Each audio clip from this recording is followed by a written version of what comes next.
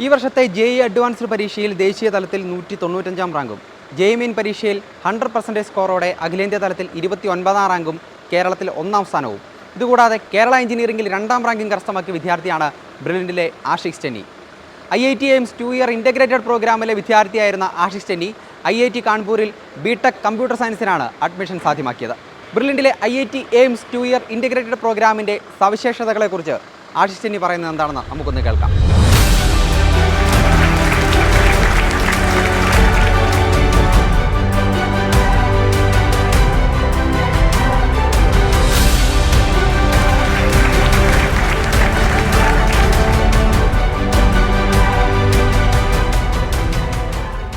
Brilliant ഞാൻ ഉണ്ടായിരുന്നു, integrated programme ഉണ്ടായിരുന്നു. അപ്പം ഏത് സ്കൂളിലായിരുന്നു പഠിച്ചത്? Chavara public school.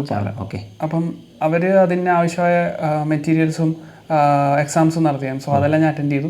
ഇൻ്റഗ്രേറ്റഡ് പ്രോഗ്രാമിൽ ബ്രില്യൻ്റ് പഠിച്ചപ്പോൾ അതിൻ്റെ മെയിൻ ഗുണങ്ങളായിട്ട് എനിക്ക് തോന്നിയത് എന്താണെന്ന് വെച്ചാൽ അവർ വളരെ പെട്ടെന്ന് തന്നെ, അതായത് നേരത്തെ തന്നെ പോർഷൻസ് കവർ ചെയ്യും. സോ നമുക്ക് റിവിഷൻ നടത്താനും കൂടുതൽ ക്വസ്റ്റ്യൻസ് പ്രാക്ടീസ് ചെയ്യാനും നല്ല എമൗണ്ട് ഓഫ് ടൈം കിട്ടുന്നുണ്ട്.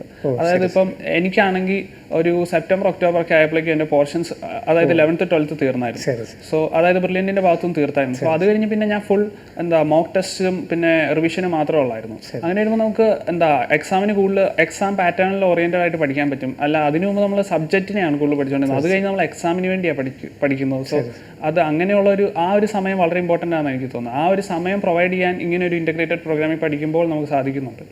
പിന്നെ അതുമാത്രമല്ല, അവർ നടത്തിക്കൊണ്ടിരുന്ന എക്സാംസിൻ്റെ സ്റ്റാൻഡേർഡും നിലവാരം വളരെ കൂടുതലായിരുന്നു. സോ ഞങ്ങൾക്ക് ശരിക്കും പറഞ്ഞാൽ മോഡൽസ് നടത്തിയത് ശരിക്കുള്ള JEE-നേക്കാളും നല്ല ടഫായിട്ടാണ് നടത്തിയത്. ഞാൻ മോസ്റ്റ്ലി ബ്രില്യൻ്റ് തന്നെ, അതായത് ഒരു മാസത്തേക്കുള്ള ഷെഡ്യൂൾ അവർ തരും. അപ്പം ആ ഷെഡ്യൂളിനനുസരിച്ച് ഞാൻ സമയം കൊടുത്തുകൊണ്ടിരുന്നത്. അതായത് ഇപ്പം അവർ തരുന്ന ഷെഡ്യൂളിൽ എനിക്ക് കൂടുതൽ പാടായിട്ടുള്ള സംഭവങ്ങളെ കവർ ആകുന്നെങ്കിൽ കുറച്ച് കൂടുതൽ സമയം കൊടുക്കും, അല്ലെങ്കിൽ അത്ര സമയം കൊടുക്കത്തില്ല. എന്ന് വെച്ചാൽ ഒരു ഫ്ലെക്സിബിൾ ആയിട്ട് രീതിയിലാണ് പഠിച്ചത്. എന്നാലും ഒരു മിനിമം എമൗണ്ട് ഓഫ് ടൈം എല്ലാ ദിവസവും കവർ ചെയ്യുമായിരുന്നു.